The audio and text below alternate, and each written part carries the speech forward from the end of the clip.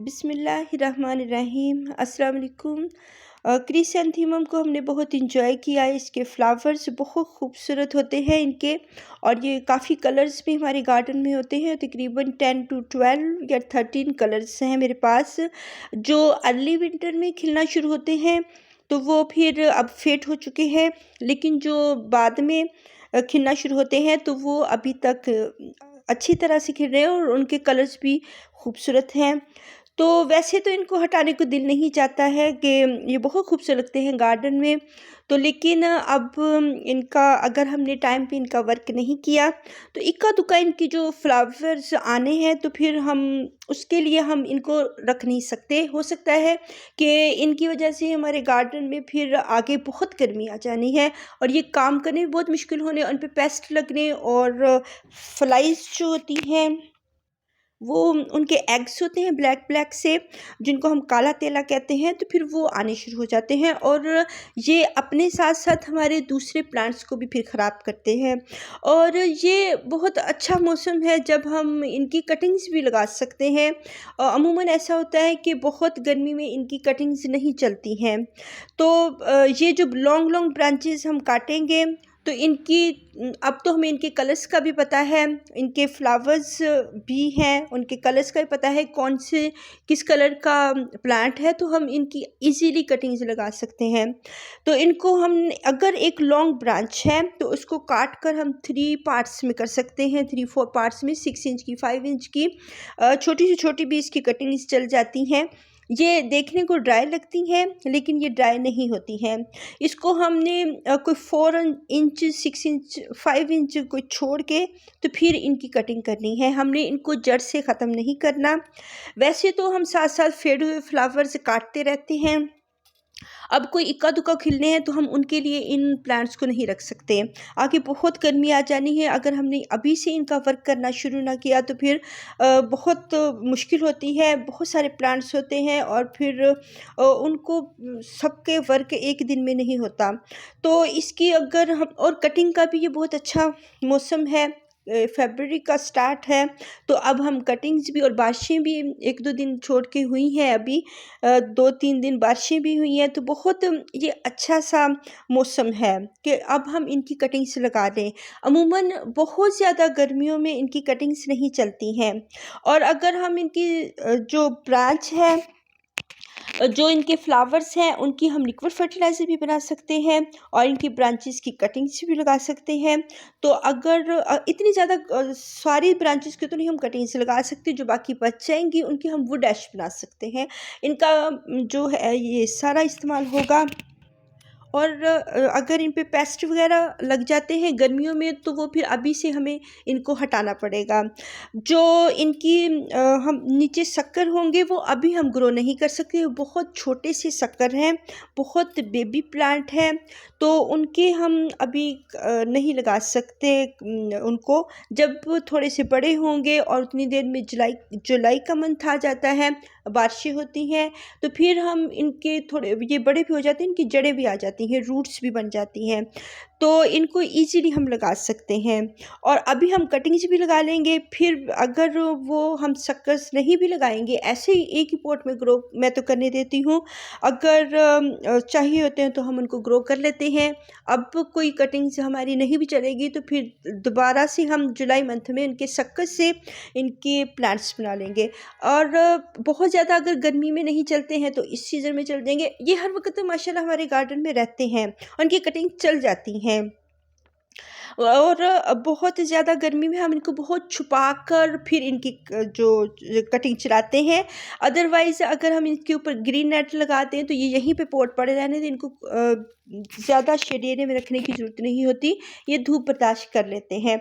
बहुत ज़्यादा धूप जो होती है गर्मियों की, अगर हम इसके ऊपर ग्रीन नेट लगा देते हैं तो ये बर्दाश्त कर लेते हैं। फिर भी बहुत गर्मी होती है तो इनको ज़्यादा शेड एरिया में करने की ज़रूरत नहीं होती। बहुत सारे गमलों को हम जब जोड़-जोड़ के रखते हैं तो वो एक दूसरे की शेड इन पे आ जाती है और ये फिर बहुत ज़्यादा गर्मी में चल जाते हैं। क्रिसैंथेमम वैसे भी गर्मी बर्दाश्त कर लेते हैं। तो इसके जो बहुत फेड हुए फ्लावर्स हैं उनका हम लिक्विड फर्टिलाइज़र बना सकते हैं। और ऐसे ही हम इनको जब नीचे से काटेंगे तो फिर हमने इसकी अभी वो ब्रांचेस नहीं काटनी है, ये मदर ब्रांचेस हैं। तो इन्हीं से नीचे जड़ों से इनके बेबीज़ आने हैं और शक्कर जो बहुत छोटे-छोटे आ रहे हैं वो फिर बड़े होने हैं, फिर उनकी जड़ें आनी हैं। अगर हम अभी से इनको ज़मीन के अंदर से काट देंगे तो फिर वो फिर मुश्किल है, वो फिर हम प्लांट को ख़राब कर देंगे। जब शक्कर बड़े हो जाएंगे फिर ये ब्रांचेस जो इनकी होंगी जो हमने छोड़ी हुई हैं, जो 5 इंच की हम छोड़ देते हैं तो फिर वो उतनी देर में ड्राई हो जाएंगी, फिर हम इनको काट सकते हैं। बाज़ अवत ये खुद ही झड़ जाती हैं और नीचे से जो बेबी प्लांट्स होते हैं, सकर्स होते हैं, वो फिर हमारे बड़े हो चुके होते हैं। अगर जैसे मैं करती हूँ कि एक ही पॉट में इनको रहने देती हूँ और ये बड़े हो जाते हैं तो फिर वो एक ही जगह पे काफ़ी ज़्यादा फ्लावर्स आते हैं तो भरा भरा पॉट खूबसूरत लगता है। अगर हम एक अलहदा से भी इसको एक ब्रांच को भी काट के लगाएं तो उसकी कटिंग करते रहें थोड़े थोड़े अरसे के बाद, 1 मंथ के बाद, तो फिर भी वो बहुत ज़्यादा भर जाता है। तो ऐसे हम अपने प्लांट्स को हर वक्त अपने गार्डन में रख सकते हैं। अभी मौसम बहुत अच्छा है कटिंग्स लगाने का, तो अब हम कटिंग्स भी लगा लेंगे और इसकी हम सफाई भी करेंगे। अगर हम प्लांट्स की क्लीनिंग का ख्याल नहीं रखेंगे तो ये हमारे दूसरे प्लांट्स को ख़राब कर सकते हैं। दूसरे जो साथ इसके पड़े हुए प्लांट्स हैं हमें उनका भी ख्याल रखना है। और बहुत गर्मी में वर्क करना गार्डन का बहुत मुश्किल काम होता है। अगर हम अभी से नहीं करेंगे तो आगे तो बहुत गर्मी एकदम से आ जानी है। तो इधर तो टेरेस में खड़ा होना भी बहुत मुश्किल हो जाता है, जबकि ग्रीन नेट लगा भी हो तब भी बहुत मुश्किल होता है टेरेस में खड़े होना। तकरीबन मई जून के मंथ में, और पिछले साल तो ये था कि मार्च में बहुत ज़्यादा गर्मी आ चुकी थी। मार्च के मंथ में मैंने नेट लगा दिया था, वरना मैं जून जुलाई में या मई जून में वो नेट लगाती हूँ। और मुझे मार्च के मंथ में नेट लगाना, ग्रीन नेट जो होता है प्लांट्स का, वो मुझे लगाना पड़ा था। तो ये कि गर्मियों में ये प्लांट्स की जो पानी की रिक्वायरमेंट होती है थोड़ी बढ़ जाती है, लेकिन मैं फिर भी इनको वाटरिंग तभी करती हूँ जब इनकी सोइल ड्राई हो या ये खुद से पानी मांगे। जब थर्स्टी हो ये अपनी ब्रांचेस को लटका देते हैं तो फिर ये प्लांट्स हमारे पास हमेशा रहते हैं। अगर हम पहला पानी ड्राई ना हो और दोबारा पानी देते रहें तो फिर ये हर वक्त जो गीला रख इनकी जड़ें होती हैं तो वो फिर गलना शुरू हो जाती हैं। तो हर वक्त इनको गीला भी नहीं, हमने मॉइस्ट नहीं रखना। इसकी सॉइल को ड्राई करें। अगर बहुत ज़्यादा गर्मी है तब भी हमने इनकी सॉइल को ड्राई होने देना है। और ये बहुत ज़्यादा गर्मी से भी लटक जाते हैं तब इनकी सॉइल को चेक करना है कि फिंगर से अपनी चेक करें कि वेट है, तो फिर वाटरिंग नहीं करेंगे। वो सिर्फ गर्मी की वजह से नीचे को अपनी जो ब्रांचेस होती हैं लटका देती हैं, ड्रॉप कर देती हैं। तो हमने उसको पानी को फिर भी देख कर देना है। और अगर हम थोड़ी सी केयर्स का ख्याल रखेंगे तो फिर ये हमारे प्लांट्स हमारे पास नेक्स्ट ईयर भी फ्लावरिंग करते हैं और इन पे अच्छी फ्लावरिंग होती है। मैं हर साल नहीं इनकी कटिंग्स लगाती, कुछ की लगा लेती हूँ, लेकिन बाज़ औक़ात ये बहुत ज़्यादा अच्छी फ्लावरिंग करते हैं। ये तकरीबन 4-5 ईयर्स से हैं या इससे भी ज़्यादा ईयर्स के होंगे और इसी पॉट में हैं और ये माशाल्लाह चल रहे हैं। पॉट भी चल रहा है, वो भी अभी ख़राब नहीं हुआ और इसी में हर साल फ्लावरिंग होती है। और ये जो मैंने सुना था कि एक साल ये फ्लावरिंग करते हैं, दूसरे साल नहीं करते हैं, ये अच्छी खासी फ्लावरिंग कर लेते हैं। और बहुत सारे प्लांट्स जब एक ही जगह पे हों, बिग पॉट में लगाए हुए हों, तो ये करते रहते हैं। अब ये जो कटिंग है अगर हम सॉइल के ऊपर रख देंगे तो ये यहीं से अपनी ब्रांच बना लेगी। इसकी कटिंग्स लगाना बहुत ईजी काम है, कोई मुश्किल नहीं है, बस वाटरिंग का ख्याल रखना है। और अभी मौसम अच्छा है, अभी कटिंग्स भी चल जाएंगी। बहुत ज़्यादा गर्मी में हमने इनको शेडी एरिया में रखना है ताकि इनकी जड़ें बन जाएं। और जब तक जड़ें नहीं बनती हम इनको धूप में लेके नहीं आते कटिंग्स को। और ये जो प्लांट्स पहले बने हुए हैं इनकी जड़ों से ही वो बन जाती हैं, इनके प्लांट्स बन जाते हैं, तो फिर इनकी जड़ों को हमने बाकी रखना है। तो अगर ये बहुत बड़ा हुआ भरा हुआ प्लांट होगा तो तो फिर इनको जो है सॉलिड फर्टिलाइज़र हम नहीं दे सकते।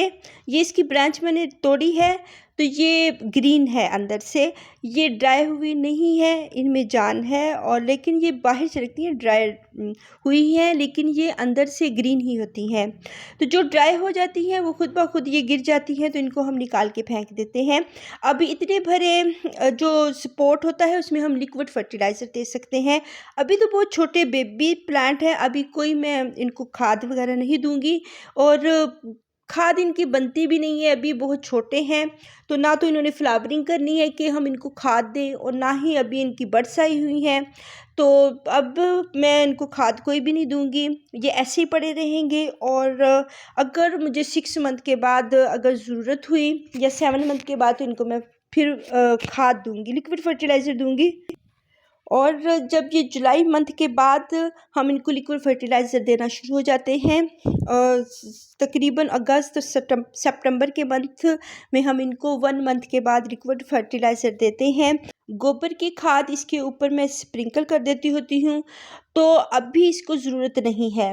और जो जुलाई के मंथ में बारिशें होनी हैं उनकी वजह से ही इनको बहुत ज़्यादा न्यूट्रिएंट्स मिल जाते हैं, तब ये बहुत बढ़ते हैं, तब हम इनको सेपरेटली भी लगा सकते हैं। अभी मेरे पास बहुत काम है, बहुत सारे कलर्स हैं, और वो मैं एक दिन में तो नहीं ये सारा काम हो सकता, करती रहूँगी।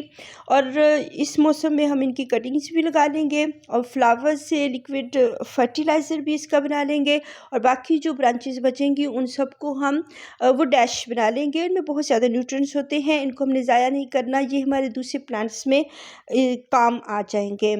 तो इनके बाद में जो केयर होगी वो मैं शेयर करती रहूँगी। तो ये ऐसे ही हमारे गार्डन में काम चलते रहते हैं, अभी से करने बहुत ज़रूरी हैं। अल्लाह हाफिज़।